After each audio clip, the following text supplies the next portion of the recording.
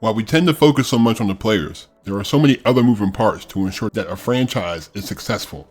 In addition to great players, you have to have a great coach, front office staff that make smart decisions, and the most underrated of these positions are the training staff. Buddy Taylor might have been one of the most decorated athletic trainers, at a time where his profession didn't include a lot of people that looked like him. In a relatively short time, he went from a Morgan State grad to working with Olympic athletes to winning a championship with Utah Stars in 1971. But as you'll see, his role was much more than just performing stretches and taping ankles, as he earned league-wide respect by the time he was done. Welcome to my new series called Off the Court, where I look at some of the ABA's most impactful players, even though they never put on a jersey.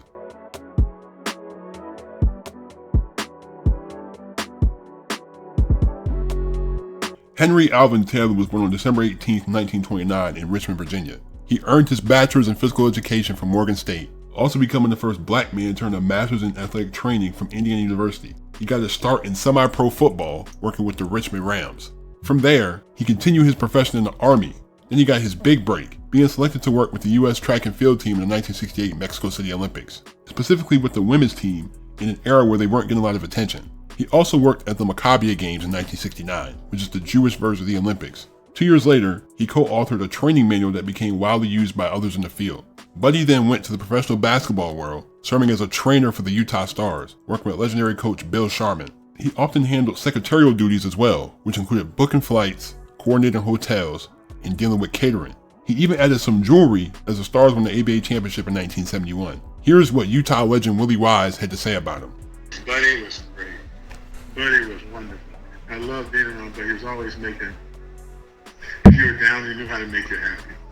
He was just a very upbeat, optimistic human being, and it wore off on you. He was great. And he always tried his best to take care of you to the best of his ability, and he was good.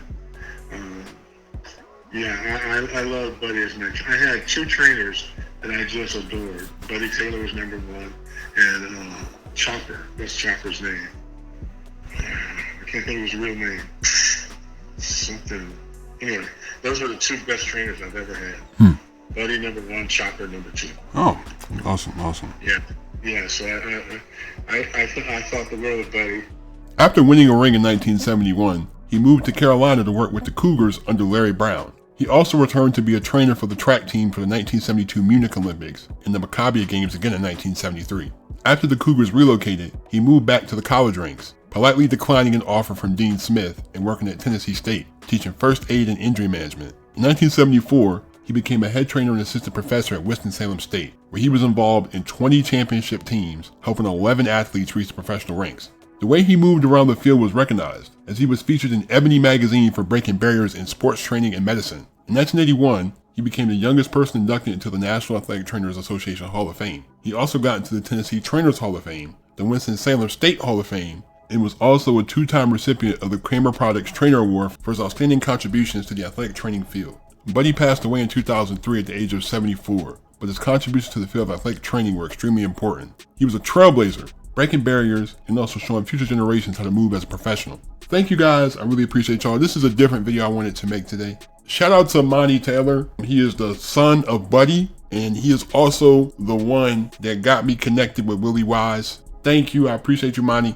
He's telling me all these stories about when he was a ball boy in the ABA and he was around the players and all the stuff his father did. And it's interesting because it's cool that when I make these videos, people can go back and look at those times and remember what happened. People can remember the players. It's cool that I can connect with people, not just be behind the screen all day. I can actually sit down and talk with people that are actually involved in this, because it was such a unique time, man, in basketball history when you had two leagues, two major leagues competing for the best players. That's a great time in the sports world. But shout out to Monty. I hope you guys have a great day. I plan to do more coaches and front office guys in this series. So definitely drop some coaches that you want me to look at. I look at their careers, look at their stuff like that. This is the series for that. Any other staff members that you feel like were very important, definitely drop them in the comments, because this will be the series for that. But thank you.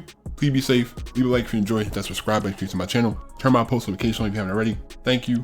Please be safe. I'm out. Peace.